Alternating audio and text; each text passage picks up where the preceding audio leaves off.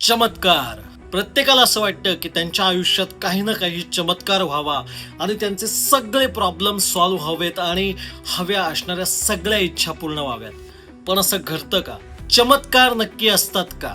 तर त्याचं उत्तर आहे नाही.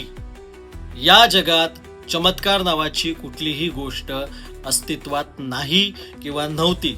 आता तुम्ही मला म्हणाल की आम्हाला माहिती आहे की चमत्कार असतात. अमक्या बाबाने अमक्या बुवाने असा असा ढमका डुका चमत्कार केलेला आहे, अमक्या देवाने चमत्कार केलेला आहे, पुस्तकात लिहिलेलं आहे, अमक्याने सांगितलेलं आहे, तमक्याने सांगितलेलं आहे. पण तुम्हाला खरं सांगतो, सांगी वांगी बाता आणि हात चलाखी याच्या पुढे कुठलाही चमत्कार नसतो. जशी विज्ञानानं प्रगती सुरू केली तसे चमत्कार व्हायचे बंद झाले.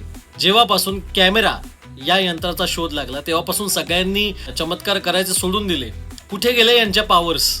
प्रत्येक गोष्टी मागे एखादं कारण असतं आणि वैज्ञानिक दृष्टिकोनाद्वारे आपण ते सोडवू शकतो.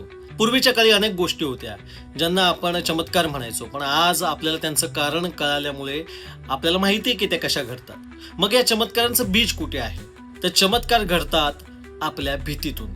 आपल्या भीतीचा उपयोग करतात काही बाबा, महाराज, बुवा, स्वामी, मौलाना, फादर, हे सगळे तुमच्या भीतीचा वापर करतात आणि त्यातून तुम्हाला असे चमत्कार दाखवतात आणि तुम्हाला ते खरे वाटतात आणि तुम्ही त्यावर विश्वास ठेवून तुमचा मौल्यवान मेंदू या लोकांच्या हातामध्ये ठेवता.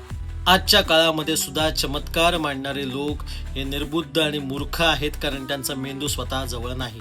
तर माझं सांगणं आहे बहुजनांना की तुम्ही असल्या कुठल्याही थोतांड, पाखंडी बाबा, महाराज, स्वामी, मौलाना, फादर कुणाच्याही नादाला लागू नका. आयुष्यामध्ये स्वतःवरती विश्वास ठेवा.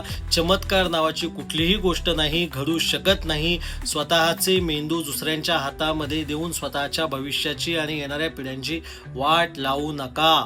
पण या सगळ्याच्या विरुद्ध जागृती करणाऱ्या डॉक्टर नरेंद्र दाभोळकरांची हत्या करण्यात आली, कारण ते बहुजनांना जागृत करत होते आणि या सगळ्या गोष्टींपासून बाजूला नेत होते. डॉक्टर दाभोळकरांना मारण्यासाठी सुद्धा जे सोकॉल चमत्कारी लोक आहेत त्यांना बंदुकीचा वापर करावा लागला. कुठलाही मंत्र फेकून न मारता किंवा कुठलाही जादू न वापरता यांना डॉक्टरांना संपवता आलं नाही. पण डॉक्टरांचे विचार आजही जिवंत आहेत.